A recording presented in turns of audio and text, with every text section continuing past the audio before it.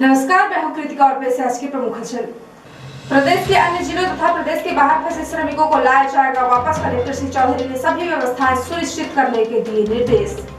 जिला भाजपा और चेतना उत्कर्ष समिति ने दीनदयाल रसोई में भूखे लोगों को भोजन खिलाकर मनाई भगवान श्री परशुराम की जयंती। ग्राम पंचायतों में सामाजिक दूरी एवं आवश्यक सूचना के साथ मनरेगा कार्य प्रारंभ।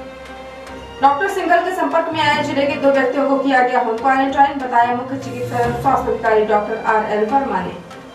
और जमोड़ी थाना क्षेत्र के पड़रा गांव के 12 बदमाशों ने घर में घुसकर एक महिला और 2 युवतियों पर किया जानलेवा हमला, पुलिस जांच में जुटी।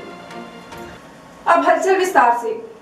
कलेक्टर एवं जिला दंडाधिकारी रविंद्र कुमार चौधरी ने शासन के निर्देशानुसार प्रदेश के अन्य जिलों तथा प्रदेश के बाहर फंसे श्रमिकों के वापस आने की सभी व्यवस्थाएं सुनिश्चित करने के निर्देश दिए हैं। कलेक्टर श्री चौधरी ने बताया कि राज्य शासन द्वारा श्रमिकों को जिले में वापस लाने की 3 व्यवस्थाएं की गई हैं। बैठक में जो बिंदुवार जानकारी दी गई है उसके अनुसार प्रदेश के भीतर के जिलों में प्रदेश के ही अन्य जिलों के श्रमिक जो लॉकडाउन के कारण रोके गए हैं उनको उनके गृह जिलों में भेजे जाने के निर्देश दिए गए हैं। संबंधित कलेक्टर परिवहन विभाग के माध्यम से बस हायर कर श्रमिकों को उनके गृह जिले में भिजवाएंगे। बस में प्रत्येक सीट पर एक व्यक्ति ही बैठेगा। प्रत्येक बस में सैनिटाइजेशन एवं हैंड वॉश की व्यवस्था की जाएगी। प्रत्येक श्रमिक का स्वास्थ्य परीक्षण किया जाएगा और यदि उनमें सिम्टोमेटिक पाया जाता है तो उसे उसी जिले में क्वारंटाइन किया जाएगा एवं अन्य लोगों के स्वास्थ्य परीक्षण पश्चात रवाना किया जाएगा। गंतव्य वाले जिले में पूरे श्रमिकों के स्वास्थ्य परीक्षण के पश्चात सिम्टोमेटिक नहीं पाए जाने पर उन्हें उनके ग्राम को स्थानीय परिवहन की व्यवस्था कर रवाना किया जाएगा।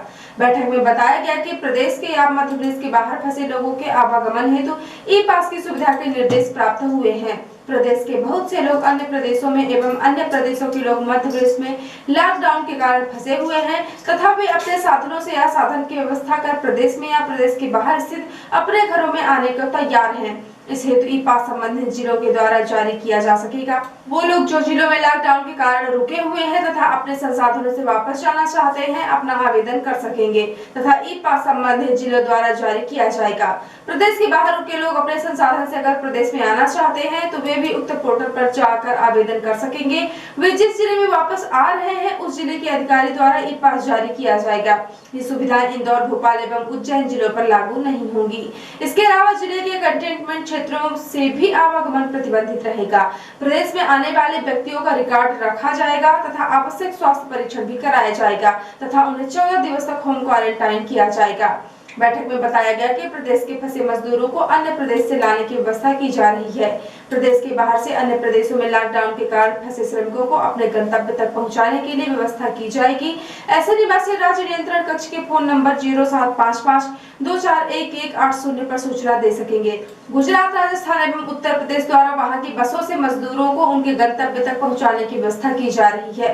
ऐसे में नागरिक जो अन्य प्रदेशों से मध्य प्रदेश की सीमा में प्रवेश करेंगे उनकी मध्य प्रदेश की सीमा पर संबंधित जिले के द्वारा स्वास्थ्य परीक्षण, विश्राम और भोजन की व्यवस्था की जाएगी।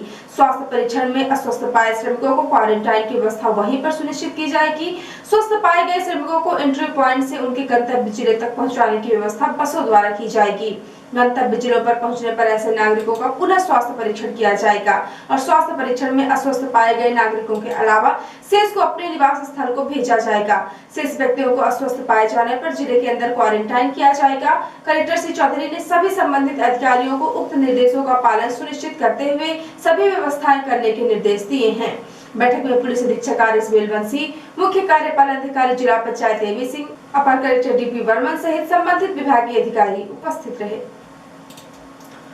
26 अप्रैल को सीधी जिले में भगवान श्री परशुराम जी की जयंती बहुत ही सादगीपूर्ण तरीके से मनाई गई। सीधी शहर में भगवान श्री परशुराम जी की जयंती के मौके पर सीधी शहर के दीनदयाल रसोई में भगवान श्री परशुराम जी की पूजा अर्चना करके चेतना उत्कर्ष समिति और जिला भाजपा सीधी द्वारा गरीब और जरूरतमंदों को रुचिकर भोजन खिलाकर मनाई गई। इस दौरान सोशल डिस्टेंसिंग का भी विशेष ख्याल रखा गया।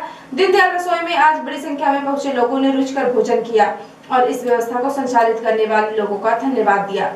आज के इस पुनीत कार्य में जिला बीजेपी अध्यक्ष इंद्रशरण सिंह चौहान, चेतना उत्कर्ष समिति उदय कमल मिश्रा, नगर पालिका के पूर्व उपाध्यक्ष जितेंद्र सिंह चौहान, बीजेपी युवा मोर्चा के प्रमोद द्विवेदी सहित चेतना उत्कर्ष समिति के सदस्य और भारतीय जनता पार्टी के कई कार्यकर्ता, पदाधिकारी और दीनदयाल रसोई को संचालित करने वाली महिलाएं मौजूद थीं। दीनदयाल रसोई में परशुराम जयंती के अवसर पर आयोजित विशेष रुचिकर भोज के दौरान सिटी हलचल ने जिले के बीजेपी अध्यक्ष से जब उनकी प्रतिक्रिया चाही तो उन्होंने कहा कि आज हम भगवान श्री परशुराम जी की जयंती गरीब और भूखे लोगों को भोजन खिलाकर मना रहे हैं।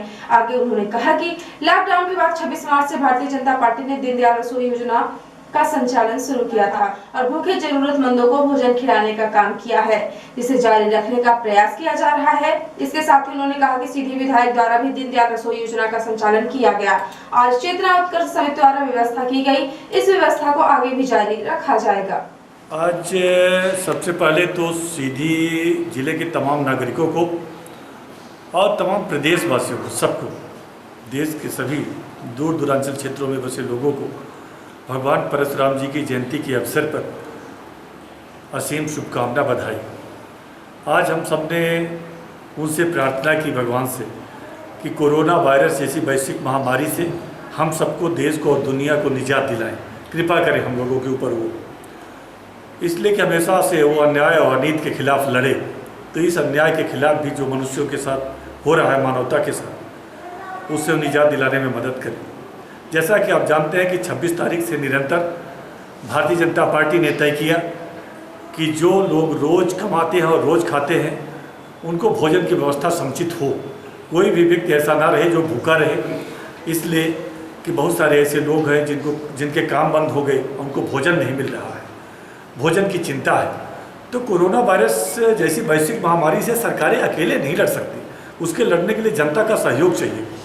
तो हम से कई लोगों ने तय किया भारतीय जनता पार्टी की तरफ से, चाहे वो पदाधिकारी हों चाहे जनप्रतिनिधि हों, कि हम लोगों को भोजन कराएंगे। तो उसी तारतम्य में लगातार भोजन चल रहा है। आपने देखा होगा कि कल हमारे सीधी के एक बड़े व्यवसायी हैं राजेश सिंह प्रताप मारवल, उन्होंने करवाया। और आज सामाजिक उत्कर्ष चेतना समिति है, इस समिति के माध्यम से आज लोगों को रुचिकर भोजन प्रदान किया जा रहा है। यह हम सबके लिए गर्व का विषय है कि हम उन गरीबों के लिए, वंचितों के लिए, पीड़ितों के लिए जो वास्तविक रूप से हकदार हैं उनको भोजन कराएं, लेकिन सोशल डिस्टेंस का ध्यान रखते हुए एक सामाजिक दूरी बनाएं। इसलिए कि जब रीवा के राजेश सिंघल कोरोना पॉजिटिव पाए गए तो हम लोगों को और सावधान हो जाना होगा। हम एक दूसरे से दूरी बनाकर रखें। जब चैन टूटेगी तभी हम लोगों का कल्याण होगा। हम सुरक्षित रहेंगे तो दुनिया सुरक्षित रहेगी। और साथ जानते हैं कि सीधी नगर में नहीं, पूरे जिले में एक बेहतर व्यवस्था की गई है। और कहीं पर भी, चाहे वो बूथ लेवल का व्यक्ति हो, उसको भी अगर संकट होगा तो भारतीय जनता पार्टी का संगठन तत्परता से खड़ा है। और जहाँ तक दीनदयाल रसोई की बात है, अब कल से फिर सीधी विधायक जी भोजन की व्यवस्था देखेंगे, लेकिन आज तो सामाजिक चेतना उत्कर्ष समिति के माध्यम से भोजन कराया जाएगा। सीधी जिले के बझौली जनपद पंचायत अंतर्गत ग्राम पंचायत नाढ़िया के रमेश साकेत और दीपक कुमार प्रजापति गुजरात में मशीन एवं वाहनों का संचालन कर जीविकोपार्जन का कार्य करते थे। दोनों व्यक्ति जनवरी में पारिवारिक कारणों से अपने गृह ग्राम आए थे। इन्हें पुनः होली के पश्चात अपने कार्य में गुजरात वापस जाना था, लेकिन कोरोना वायरस के कारण वापस नहीं जा सके। 1 महीने के लॉकडाउन के कारण वो अपने घर पर ही रहे। ऐसे में उन्हें परिवार के भरण पोषण की समस्या होने लगी। ऐसे ही श्रमिक की समस्याओं को देखते हुए भारत सरकार तथा मध्य प्रदेश शासन द्वारा गाँवों में रोजगार के अवसर उपलब्ध कराने का निर्णय लिया गया, जिसके उपरांत ग्राम पंचायतों में मनरेगा अंतर्गत कार्य प्रारंभ किए गए।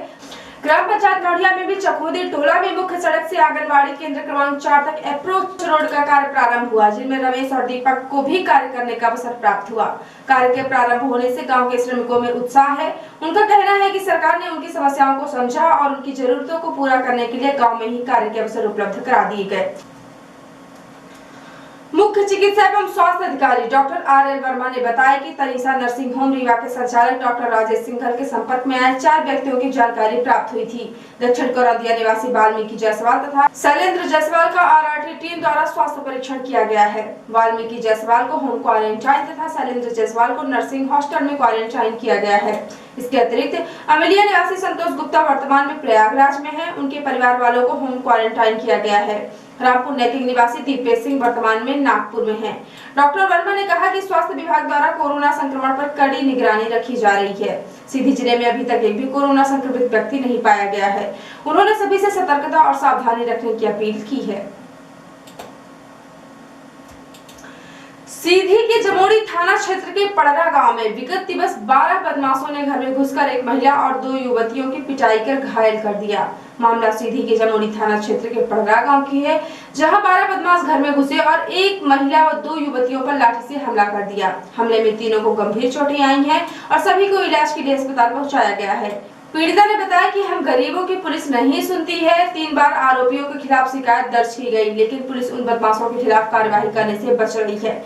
इस मामले में पुलिस का कहना है कि जमोड़ी थाने में महिलाओं की शिकायत दर्ज कर दी गई है और आरोपियों की तलाश की जा रही है। महिला का बदमाशों से जमीनी विवाद चल रहा है। उसी बात को लेकर बदमाश आए दिन महिला और उसके परिजनों को धमका रहे थे, जिसको लेकर पीड़िता ने बदमाशों के खिलाफ थाने में शिकायत दर्ज कराई थी। पुलिस मामले की जाँच कर रही है। और अब पेश है प्रादेशिक हलचल। मध्य प्रदेश में कोरोना संक्रमितों की संख्या 2000 के पार। इंदौर में 91, भोपाल में 45 मरीज मिले। इंदौर में 16 लोग और स्वस्थ होकर अस्पताल से डिस्चार्ज। 10 दिन का बच्चा भी घर गया। इंदौर में खरजाना टीआई ठीक होकर घर गए। बेटी और पत्नी को 12 फीट दूर से देकर होटल लौटे, बोले हौसला है तो हारेगा कोरोना। और भोपाल में घनी बस्ती इतवारा में शॉर्ट सर्किट से लगी आग। 10 दुकानें और लाखों का सामान जला। और अब पेश है राष्ट्रीय हलचल। मोदी बोले कोरोना के खिलाफ जंग जनता ही लड़ रही है, इसमें सबका योगदान है। संघ प्रमुख मोहन भागवत ने कहा कोरोना संकट को अवसर बनाकर नया भारत गढ़ना है। राहुल बोले रोजाना 1 लाख टेस्ट किए जाने चाहिए। पता नहीं क्या मुश्किल है जो किट का स्टॉक होने के बावजूद ऐसा नहीं हो पा रहा। और चीन के जिस शहर वुहान से संक्रमण शुरू हुआ, वहां अस्पतालों में संक्रमित मरीजों की संख्या 0 हुई। और अब पेश है प्रमुख हलचल। प्रदेश के अन्य जिलों तथा प्रदेश के बाहर फंसे श्रमिकों को लाया जाएगा वापस। कलेक्टर श्री चौधरी ने सभी व्यवस्थाएं सुनिश्चित करने के दिए निर्देश। जिला भाजपा और चेतना उत्कर्ष समिति ने दीनदयाल रसोई में भूखे लोगों को भोजन खिलाकर मनाई भगवान श्री परशुराम की जयंती। ग्राम पंचायतों में सामाजिक दूरी एवं आवश्यक सूचना के साथ मनरेगा कार्य प्रारंभ। डॉक्टर सिंघल के संपर्क में आए जिले के 2 व्यक्तियों को किया गया होम क्वारंटाइन, बताया मुख्य चिकित्सा एवं स्वास्थ्य अधिकारी डॉक्टर RL वर्मा ने। और जमोड़ी थाना क्षेत्र के पड़रा गांव के 12 बदमाशों ने घर में घुसकर एक महिला और 2 युवतियों पर किया जानलेवा हमला। पुलिस जांच में जुटी। तो ये थी आज की खास हलचल। यदि आप हमारी न्यूज फेसबुक पर देखते हैं तो हमारे फेसबुक पेज को लाइक और फॉलो करें, और यदि आप न्यूज यूट्यूब पर देखते हैं तो हमारे यूट्यूब चैनल को लाइक, शेयर और सब्सक्राइब करें। साथ में बेल आइकॉन भी प्रेस करें ताकि जब भी न्यूज चैनल पर अपलोड हो आपको उसका नोटिफिकेशन मिल जाए। और यदि आप ताजी खबर वेब पोर्टल पर पढ़ना चाहते हैं तो लॉग इन करें www.ntvIndianews.com। सीधी एवं विंध्य क्षेत्र की प्रत्येक न्यूज को सबसे पहले पाने के लिए जुड़े रहें नवीन नेटवर्क सिटी चैनल के साथ। नमस्कार।